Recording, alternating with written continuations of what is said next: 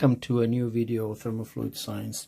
Today we are studying the Bernoulli equation, a very famous equation in fluid mechanics that relates the magnitude of the velocity vector to the pressure to the gravitational acceleration.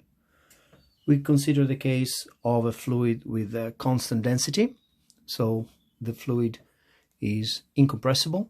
Also, to start with, we have case of constant mu, dynamic viscosity is constant, and we also consider the case where the flow is not affected by any sort of thermal effects, so there's no radiation everywhere, and the thermal conductivity of the fluid is identically zero, so it's a non-conductive fluid.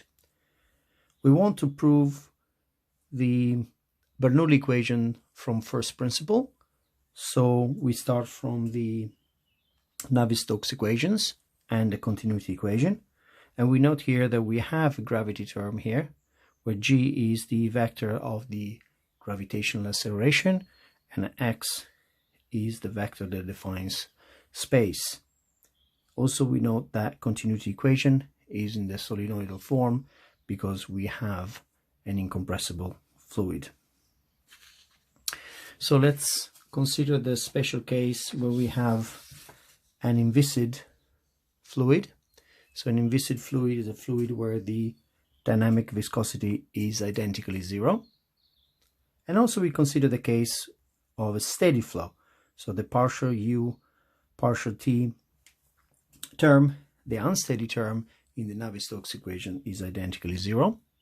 And we also make use of this vector identity, where omega here is the vorticity vector, and it's defined as the curl of the velocity vector. The Navier-Stokes equations then simplify to this form, where u is the magnitude of the velocity vector. So let's look at this term a bit more in detail. So if we have an irrotational flow, the flow where the vorticity is identically zero, then obviously this term is zero. But in the case where we have a rotational flow, so the vorticity vector is different from zero, but the vorticity vector and the velocity vector are parallel to each other, this term is also zero. This is a special case of a Beltrami flow.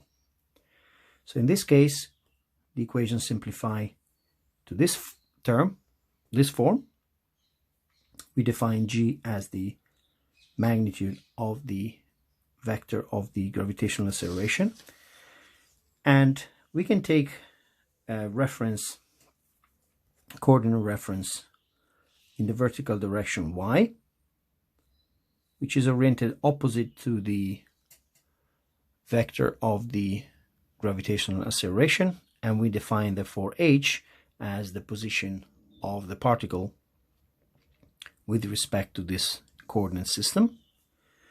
So this term simplifies even further, and we obtain the following.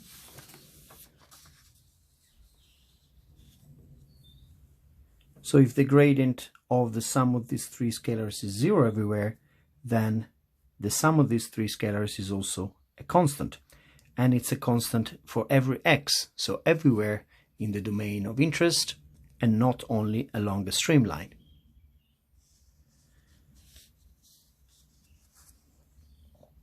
Now let's take a step back and we consider the case where the vorticity term is not zero, and we dot multiply each term by the velocity vector. We use this vector identity, and therefore we get the cross product of u with itself must be zero, so this term is zero. So in this case, we have this situation, this equation, and so therefore it means that the vector of the gradient of these three terms must be parallel to the velocity vector. So lines of constant, we can call this big H, as is usually called in many texts, are parallel to the streamlines. What does this mean? It means that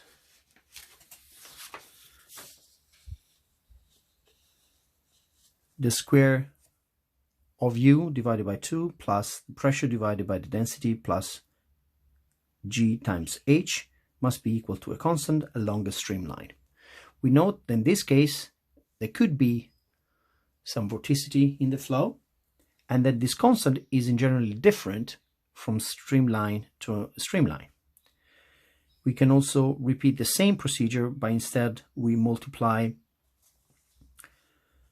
by the vorticity vector, and we obtain exactly the same equation, but now the sum of these three scalars is constant along vortex lines. And vortex lines are lines that are parallel to the vorticity vector.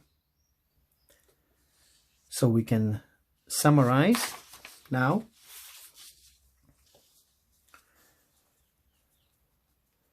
And these three quantities are constant. In the first case, along a streamline or along a vortex line, when the flow is incompressible, so density is constant. When it's inviscid, so there's no viscous effects anywhere, and also no thermal effects. So the thermal conductivity is 0, so the fluid is non-conducting, and also we don't have any sort of radiation in participating media, for example, that may affect the density or the pressure, and we consider the case of steady flow. A special case is when this quantity here is a constant everywhere. This is the case also of incompressible flow, inviscid, non-conducting, and steady. But now we have the case of irrotational flow, so the vorticity is 0, or the case where the vorticity is not 0, but the vorticity vector and the velocity vector are parallel to each other, and therefore we have the case of a Beltrami flow. Okay, this concludes the proof. I hope you enjoyed this video, and I see you next time. Thank you.